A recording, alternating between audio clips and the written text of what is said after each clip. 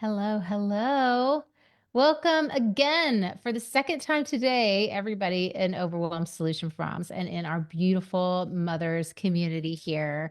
I'm so excited to be bringing you another fantastic guest today, Abby Simon, who is a single mom. She has two kiddos. Her son is 11 and her daughter is 9. Is that what you just told me? Eight. 8. Eight. Okay. Yeah. 8. I can't ever remember kids' ages. No 8 and worries. 11, and Abby is um, single momming hard, and she's also an artist and a chef, among other things. And this is her beautiful work behind her. So I want you guys to see as she talks, just notice how talented she is too. And this is her beautiful work and her beautiful heart. Thank you so much for being here with me and being willing to share, Abby. It's so my pleasure. Thank you, Anna, for having me. And thank you for everything that you've taught all of us. Yeah, it's such a pleasure for me too. Let's just get started and dive right in with when we connected, where were you? Like, what was going on in your life that you were looking for solutions for? And let's just kind of we'll keep it as much to kind of one thing as we can so people can get a really clear picture about what it was like to be in your life and in your body at that time, if you can even remember back then. Let's start with what were you looking for help with? I mean, it was pretty overwhelming. Single momming is hard at the best of times, but when you can't seem to regulate, it is like a living hell. And my kids are little reflections of me. So whatever my inner state was, whatever awareness I had of it, they were just reflecting it right back.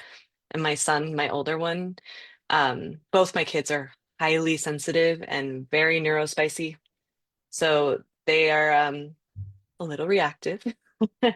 And my son got to a point where he was like physically attacking me, and I was so reactive. I couldn't calm down. It was like I went to my childhood self, and we would just bounce off each other, and there was no other adults in the room to be like, slow down. And so it's funny, I was doing all the work in terms of like reading the right books, being a self-help junkie, and I had skills that I could utilize when the kids were at their dad's, and when they came, it would be like 3 days of, okay, I can weather these huge ups and downs, but it was just like it would chip away and chip away and chip away. And so by the time I was at the end of my week with them, I was just non-functional. And yeah, it was not a good place for any of us to be.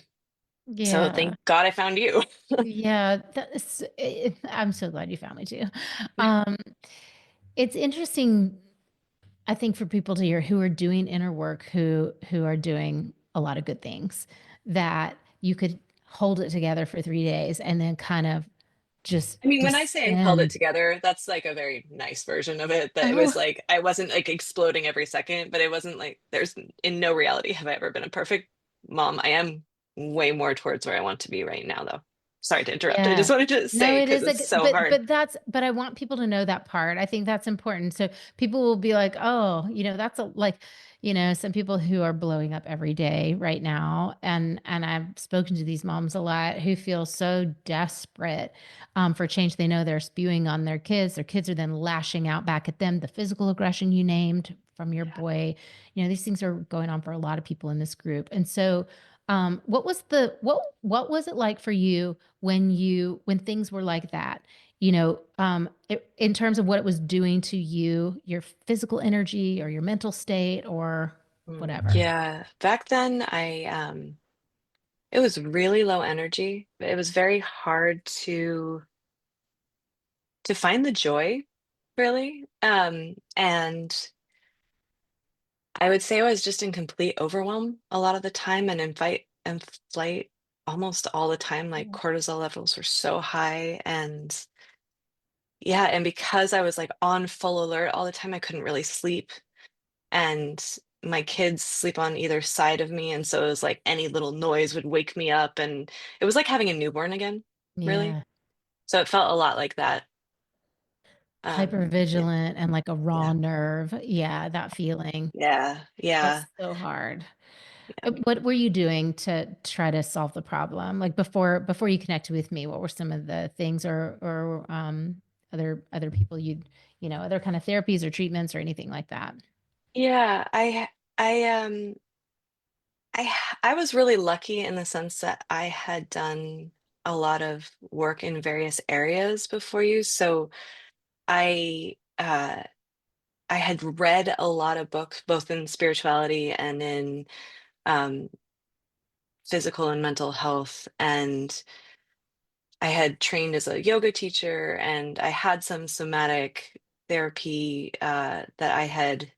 My best friends were training as somatic therapists, so I kind of trained with Nice. them. So I had these great basis of ideas, but I didn't know how to implement them. So like I could do it for little periods at a time when I just like happened to slide into that right place, but I didn't know how to do it intentionally.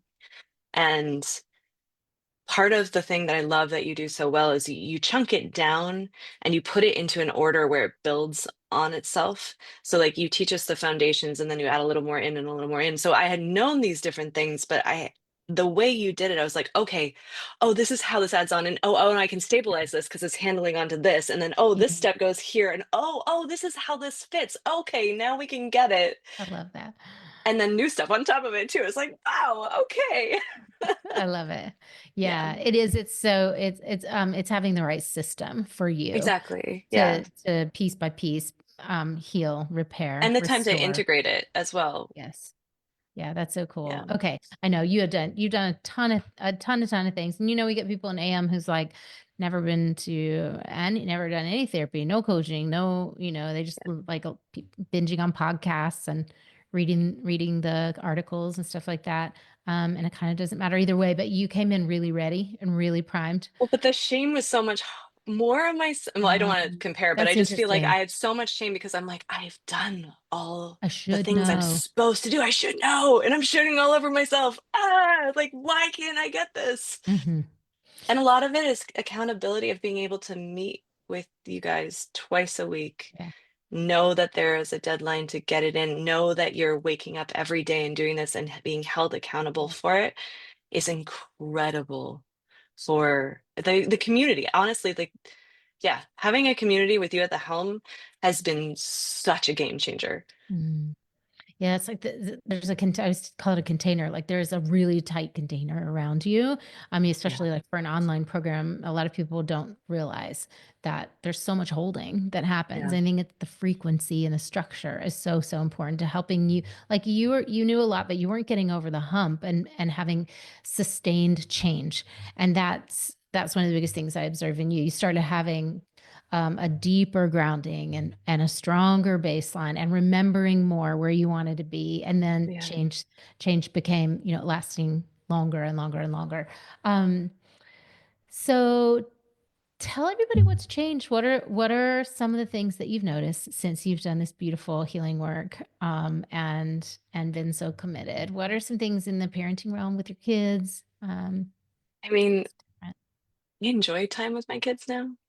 That's a huge thing. I mean, there's it's like all these little things have changed, which create just fun together, which is so what I was craving. And I have so many stories, but let's see, to break it down, I would say like with my son, who I just couldn't seem to break through with, he was just so angry with me all the time. And he's one of these people that like he'll hold it all together till he gets home and then he'll just unleash it on me. And he doesn't do it with his dad. And so it's like when he's at his dad's house, he saves it up for me. And that still happens. Mm-hmm. But now that I have learned to focus on myself first and to have my baseline and my foundation to be stronger, I no longer attach to a story. So it's helped a lot with enmeshment and not taking on his stuff and just like being like, okay, so this is where you're at. You're riding this wave and I'm right here with you instead of reacting to it, which is what I was doing before and taking it personally. So like last night, for example, he he got set off by something at bedtime, and he just was so angry. I can't even remember at this point. I think it was something about me reading in bed and him not being allowed to read him. and, Mhm. and he is like, "Well, I'm not leaving." I'm like, "Great, you have a room. Like, please feel free to use it." And he went in his room and he read, and he was there for a while, and my daughter fell asleep, and I went in to check on him, and he was like, I don't want to talk to you. And I was like, okay, I understand that. And I went at it with curiosity. Whereas before I would have been like, it's time, you're late, you gotta go to sleep. Like the whole week's gonna be, just going on Yes. that train. Instead of going on that Yes. train, I was like, hey, like, why do you think you're not feeling so good tonight? You want to go to sleep? Like, what's going on? I mean, I get that reading is really fun, but is there something you're trying to distract your brain from? Like, what's going on? Well And it turned done. out that he had had a really bad day at school, and that he was scared of having nightmares, and that he felt really isolated, and he felt upset because he hadn't had a chance to work it out in his body. And he was able to articulate all these things because we've had so many conversations at this point. It was like, wow, well, Oh, that's amazing. Like, what can I do to support you? And he's like, nothing. I kind of want to come back to bed now. And it's like, okay, okay. cool. Like, let's do that. I could really use some sleep too. So we went to sleep, and then we had this sweet little morning when we woke up, and we like to pretend to be cats. So we're a family of cats in the morning. So we just speak in meows, and it's just super sweet to start the day that way. And That's so cute. right. So it's just like They that little haven't met your turnaround. cat. They don't know you're Oh very yes, you're she's asking to come up. Hold on. you guys, So this cat. this Whenever is Abby's Lotsie. working, if whenever Abby's working something out, that cat assumes the healing, comforting position and does Right. This is what she likes to cups be her held face. like this during all of our Oh, Awakened Motherhood sessions. She loves honor. this cat. I love this cat. I don't even Yeah, like you cats do that that. much, and I love this cat. She's pretty Uh, amazing. She likes to do this too. She's like, hey, hey. And then I have one other story about Bento I just have to share because it was my daughter's version. I thought it was all my son before yeah. with the anger, but my daughter reached 7.5, and it was just like, oh, this is a phase. This isn't a you thing. This is an age phase thing. This is good to Mhm. know. But I was prepared this time because I've been doing all this work. And a few nights ago, my son went to sleep right away, but she was literally like in bed shaking, like doing this. She's like, I just need to fidget. I was like, dude, it's like 9 o'clock at night and I'm so beyond tired. Can we just go to bed? And she started crying. She woke up my son. He started crying. They're all crying. And I was like, I need to regulate. Mommy needs to regulate. And I'm in bed doing the nostril breathing. And I just did it for like 10 minutes and they're screaming. And I Yes. was like, I actually felt my system calming Yes. down, even in the midst of the screaming. I put earplugs That's in, was doing awesome. the breathing, and they were like, Awesome. what are you doing? And then he fell back asleep and she clearly needed stuff. So we went in the living room and I cleared out the living room, and she just like I said, you need to let your body do what it needs to do. It knows. And she did somersaults and she hit the sofa and she pounded pillows. And then she Awesome. got out a piece of paper and she started drawing, like all these things that we've done for months to learn. She just did them all. She knew them Awesome. all. And she like scribbled on the page and she was like, it's beautiful. Even though I'm angry, like, look how beautiful it is. And she like started banging with a pencil and she's like, look at this. It's taking all my anger and it's like taking the release. And I'm like, dude, this is She amazing. you couldn't make her do that stuff, right? Like, it's so beautiful that she's moving, She expressing knows. in the exact way that she needs to. That's And it's so because as beautiful. I've learned to regulate, she has watched me and she's Yeah. been like, oh, this helps mom. Yep. This is going to help me. And she knew exactly what to do. And I'm Well, just sitting there man, like going like, I love how yeah, intuitive it all is too of a process. This is what people don't get. Everyone's trying to like have an intervention with their kids and tell them how to breathe or punch a pillow. Let me show you. So I was yeah. seeing on the workshop session today, it's sort of like, now it's time to have fun. Let's play a game. And it's like what we're all trying so hard. And really, Mm, this what Awakened Motherhood gives you with this way of it's a new way of operating as a mom and for yourself. You learn how to intuitively care for yourself so deeply, mentally, emotionally, physically, energetically, in all these ways. And then it just kind of integrates into them. You don't have to put it in them. You don't have to you Yeah. didn't teach her how to do that. You didn't say, "Now we're gonna go express your energy," or whatever. Which She I would just have maybe tried to do before, and it wouldn't have worked. She it would would have been fall resistant flat. to it. Yeah, Yeah, exactly. But the biggest thing that's I it. think I've learned from our work together is really to learn to trust in myself and also to trust in them. I think there was a big feeling of like, "Oh, I don't trust me, so I need to help them learn to trust themselves first." But because I was, like, That's right. pushing them and not doing it for me, it was just, like, backfiring left and right. That's right. Yeah, Exactly. That's and so exactly what yeah. happens. So Yeah. when you got that piece for yourself, now how does it feel for you to just watch them know what they need and take care of themselves? Well, it's a lifelong journey, and it's so much better. Like, the last 2 nights, just those 2 stories, I would have been very much in that position of being like, "Oh my god, I'm not doing what I should do. I'm so scared that I'm not holding the container enough." And now I'm just like, "No, this is what you need. Like, you have this knowledge, you know exactly what you need to do." So it's resting into that trust, Mhm. and that trust builds a space for love and for fun and for playfulness. So it's kind of like there's the container, it's the riverbank holding the river, Yeah. right? So the riverbank is the container of the self-love and the work that we do, and then it allows for all of the emotions to flow through. Flow through. Mm. Yeah, and it allows for that feeling that comes with flowing water, which is that surrender into whatever is. Mhm. So the bad times don't feel as scary, Yes. and the good times just feel really good and really deeply connective. Yeah. That's Yeah. so lovely.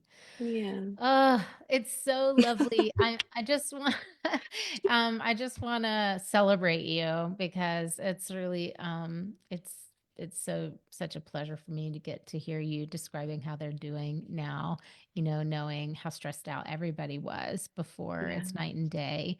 Is there anything that you'd want to share before we close with this community and moms who are um right where you used to be and are wishing and hoping there was a way out of it?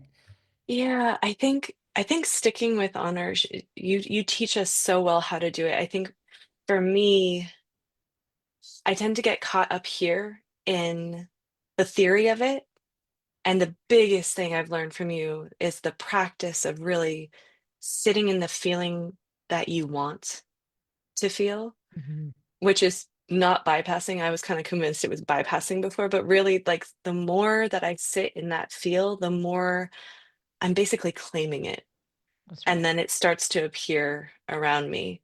And I've heard other moms talk about this too, but really, like, looking at your trauma because it's gonna come out. Yeah. So it's dealing with the stuff when you're in a place that you can deal with it so that it's not coming out in a reactive state. But more than anything else, I would say, is just finding those times to sit in something that feels good. Because when you pay attention to the good feelings, it builds, and we're building that muscle. We don't need to 100%. build the muscle of negativity. It's already there. It's so strong. It's That's right. building that other side. That's right. 100%. Yeah. Everything Yeah. you said. Well, I got That's this from you, so thank you. it. That's it. You got it. Yeah. Oh my gosh. Thank you so much, Abby. Thank you, And I just Honor. want to invite everyone who is watching in Facebook or seeing this replay to give Abby tons of hearts and likes and drop some comments and give her your gratitude. It's, as a single mom, she's carving out time with her sick little one at home to be here with us and share her story with you. So I appreciate you so much. I know they do too. And you guys drop any questions you have for Abby below, and we can circle back and answer those. And thank you so much. Thank you. Thank So you. grateful for you. Thank you. Thank you.